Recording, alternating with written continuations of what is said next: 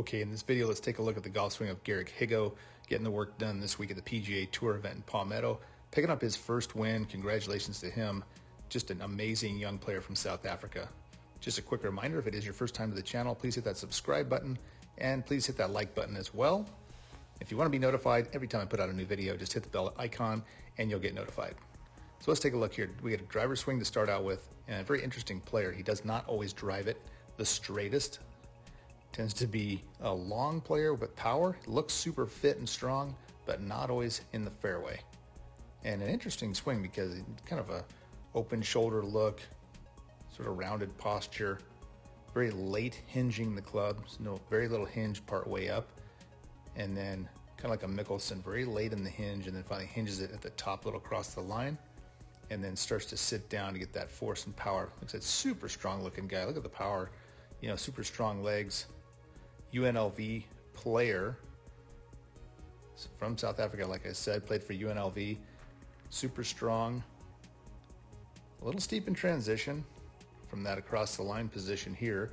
I'm sure that contributes to the club getting under the plane, and typically halfway down when you see a club that steep, it's going to be then under the plane pretty radically down on the same angle under here, and that sends the club sometimes out drastically too much this way. He does miss some fairways, but like I said, he's pounding it out there 320 plus yards, so he's having a lot of short irons into the green, a little steep transition, and then recovers it.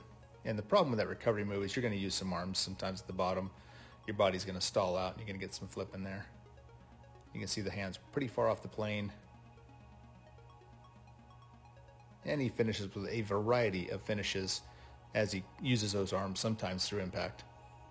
His iron stats are pretty good. Certainly this week he was 75% greens and reg, and I like the setup more for the iron here. If he's doing a good job with this swing, it's going to get back on that plane coming in. Like I said, kind of a late hinger, which makes the club look a little flatter back here, and goes up, starts to cross, and then puts more hinge in it coming down. But once again, it's a little steeper in the transition. This one though, he's just hanging in there, clearing out, and puts it back on that plane. And like I said, because there's going to be a little bit of hands at the bottom, a little bit of arms sort of helping him sometimes, he can be offline sometimes, but sometimes those players that use their arms well, when they're in the groove, they hit so many shots close to the flag. And with his putting ability, when he's close to that swing plane, it's going to be a good week. Now, like a lot of guys that hinge sort of late in the backswing, we can see this wedge shot here, sitting very close to the ball and tall.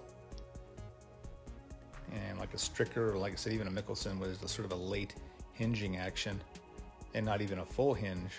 That really helps them be a better wedge player as they stay down and get through there. And this ball is just past the flag. Beautiful shot, and you can see the plane and the angles looking great coming into impact. Now, I mentioned that he's the #1 putter on the European Tour, and I'll tell you, the way he holds the putter, creating this sort of arched look in the wrists, softness to the arms, and the way the putter works back and through on plane and with the handle leading, just a beautiful stroke. I mean, just so soft looking and smooth, and you can just tell he has a feel for keeping the handle moving through. And like I said, light grip on it. All the angles look soft, nothing looks rigid. Soft here up in the back, soft in the arms, elbows bent, and that's what you see. A lot of great putters, that's the look you're going to see. There's a softness and a touch that setup creates, and of course, being such a good roller of the ball, making all those putts. But he makes them in bunches, and if you want to copy a stroke, another modern player with that front hand or lead hand low on the putter grip. It's worth noting anytime a player's #1 at anything on a major tour, taking a look at it, see what we can learn from it. So if you're struggling with your putting, look at this setup here, square, and the forearms lining up directly with the shaft, and the eyes pretty much right over that ball. And that's something you're going to see with good putters, and in general, you're going to see the hands or the forearms in line with the shaft, which has the wrist arched slightly. You'll usually see a softness to the body here, not a harshness or stiffness there, and that gives them feel and touch. We can see this one here, just why he gets wild with some of them. Setup wise, like I said, very interesting setup. He looks like he's almost too close to the ball, but as he gets this club up there, Sometimes it runs on a little long with the arms. He stops turning, keeps running it on with the arms because of that late hinging action, and then gets into the legs. A little steeper here on some swings, as we noted, and then up out of the ground to save it. And that's where you're going to see sort of this jump type action. And just sometimes it's just going to be not timed up right to jump it. Arms are in sync some days and not in sync in others. This ball was hit in these trees over here.